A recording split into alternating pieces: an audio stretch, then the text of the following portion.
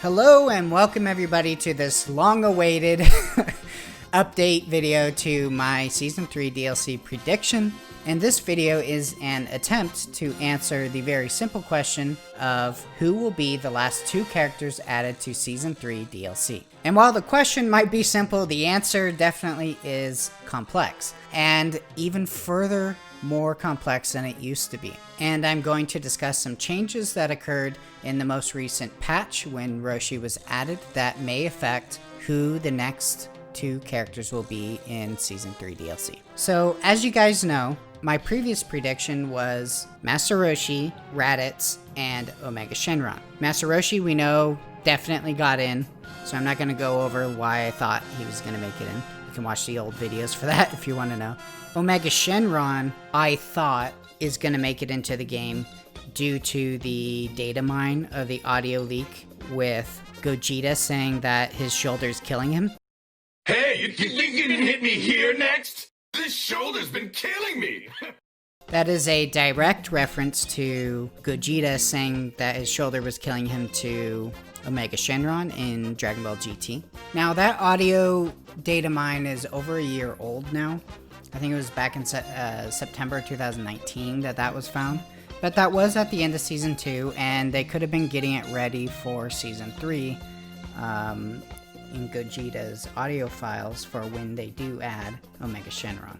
Now, or it's just one of those audio files that just never get used. Like, there was audio files for Super Saiyan 4 Goku doing times 10 Kamehameha, and that never got used either. So this could just be one of those instances as well. Omega Shenron is also the second most wanted character in the Season 3 community poll with a 57.17% want. But that doesn't mean that I necessarily think that Omega Shenron will be added this season, and we'll discuss those reasons later in the video. And then lastly, I thought Raditz was going to be added to the game because of the green background in the background lineup, relating to the same kind of green color that Raditz has on the Scouter, combined with the fact that Raditz is the fourth most wanted character in the community poll. So now let's take a look at what happened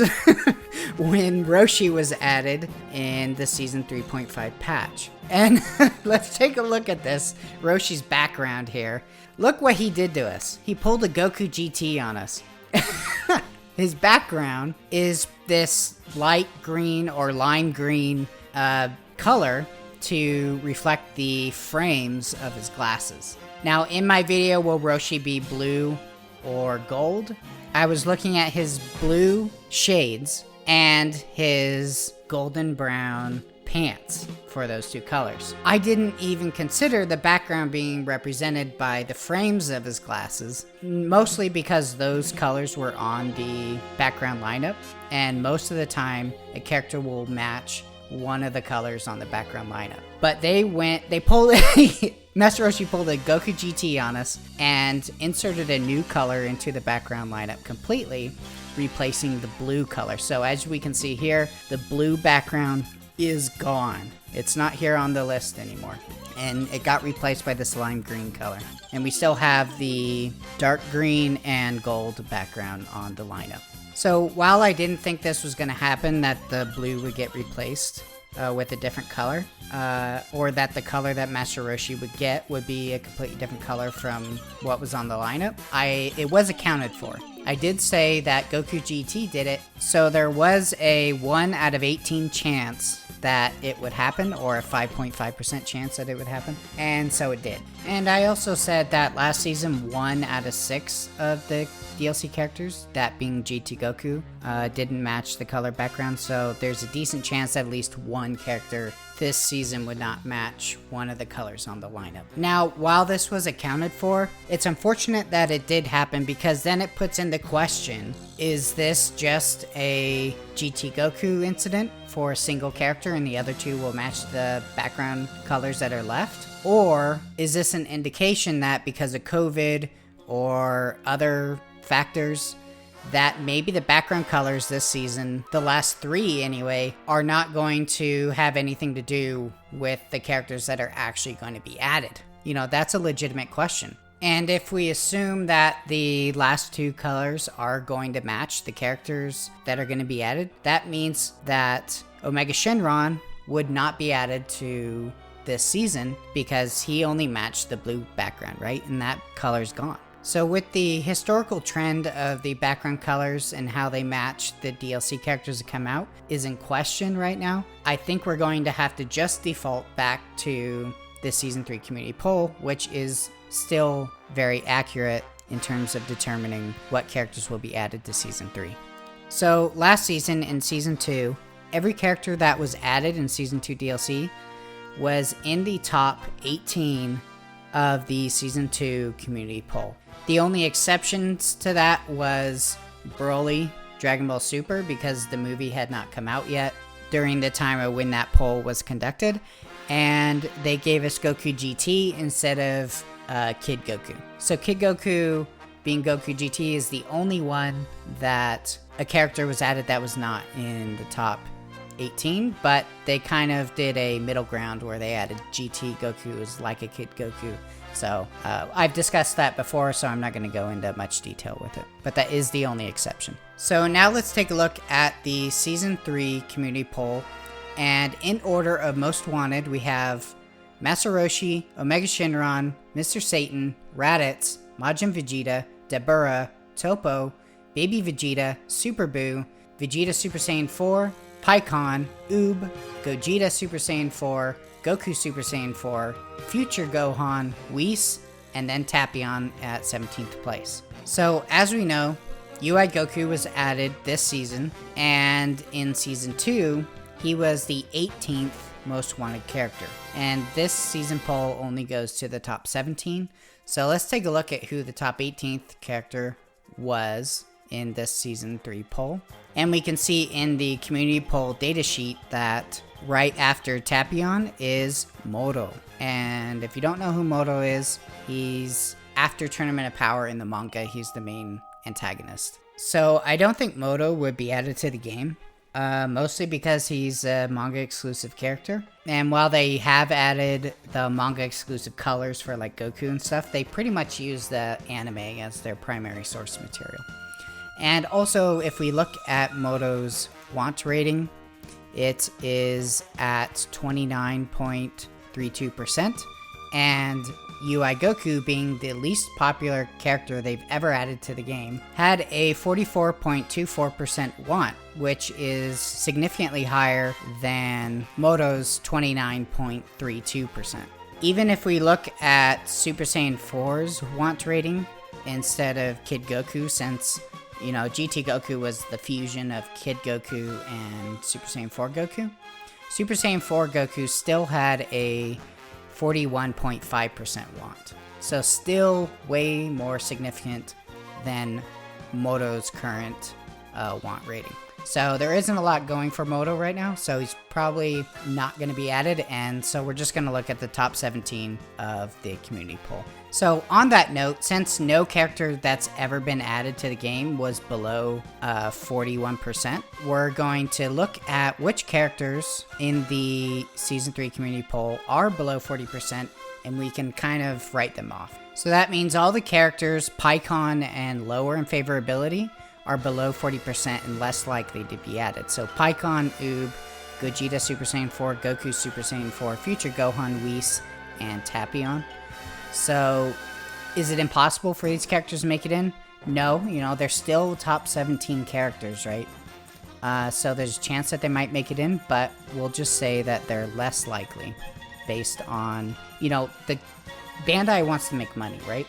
So they're going to add characters that are the more popular characters so they can get the most DLC downloads and purchases, because not everyone buys the season pass, right? I've looked at that before, and people who don't buy the season pass actually put a lot of pressure on the company to add characters that everyone's going to want to buy.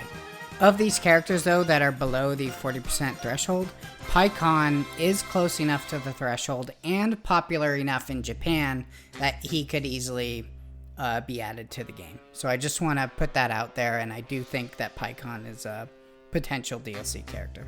More so than Oob and everyone below him. So now let's take a look at the lobby avatars. So as I discussed before with Majin Vegeta, adding a lobby avatar into the game indicates that Arc System Works was not planning on adding that character as future DLC, because they always release a lobby avatar with the release of that DLC character. So let's look at Android 17 for instance. He was released in Season 1, and prior to that DLC character being released, we had an Android 17 lobby avatar, but that Android 17 lobby avatar was the Dragon Ball Z version, the one that comes with Android 18, right? But the Dragon Ball Super or Tournament of Power lobby avatar for Android 17 was not released until the day of the Dragon Ball Super Android 17 DLC character was released. So every single character that's ever been released as DLC, they've released the lobby avatar for that character on day of release. So what characters on this Season 3 community poll already have a lobby avatar? Well, Master Roshi, yeah, because we just got him as DLC. But Mr. Satan already has a lobby avatar. Majin Vegeta already has a lobby avatar. Goku Super Saiyan 4 already has a lobby avatar. And Whis already has a lobby avatar. So most of these characters, other than them having a lobby avatar, make sense why they wouldn't add him. Mr. Satan's a joke character. Arc System Works said that they're going for a more serious tone with the game, so they're probably not going to add Mr. Satan. Then Super Saiyan 4 Goku has a lobby avatar. They're probably not going to add him because they gave Goku GT a Super Saiyan 4 transformation already. And with Whis, they would probably have to take too many creative liberties with the character because he doesn't have that much of a moveset that we've seen from the show, and he only has a 32.45% want, which is pretty low. The only character on here that kind of raises some eyebrows is Majin Vegeta, which I've discussed in his own dedicated video as to why I don't think he'll make it into the game. But just real quickly, other things that are going against him are things like they gave Super Saiyan Vegeta some dialogue with Majin Buu that Majin Vegeta would have, and things like that. So it seems like Arc System Works was not planning on adding Majin Vegeta. And like I've said before, they probably would add more popular characters like Raditz, for instance, before they would add Majin Vegeta, since they didn't have the intention of adding Majin Vegeta from the get-go. Okay, so now that leaves us with 7 characters that are the top most likely to be added in Season 3. And so that is Omega Shenron, Raditz, Dabura, Toppo, Baby Vegeta, Super Buu, and then Super Saiyan 4 Vegeta. Because all of these characters are over 40% want, and also do not have a lobby avatar, or anything else that would go against them in terms of probability or trends and things like that. So I would expect the last 2 characters to be one of these 7. And in my previous prediction, it was Omega Shenron and Raditz. They were also the top 2 most likely characters on this list. And normally I would combine the background colors to try and narrow it down even further. But because the reliability of the colors are in question right now, I'm going to wait till the next DLC character's release to see what background color they have and see if it matches either the green or the gold background. And if it does, then that probably means Roshi was just a GT Goku fluke. And the last DLC color will match the last color on the background. And if the next one does not match, then that probably means that we can just get any color from here on out. And the background colors that we currently have don't mean anything, right? So I'm just going to look at the top 7 right now that I have narrowed down.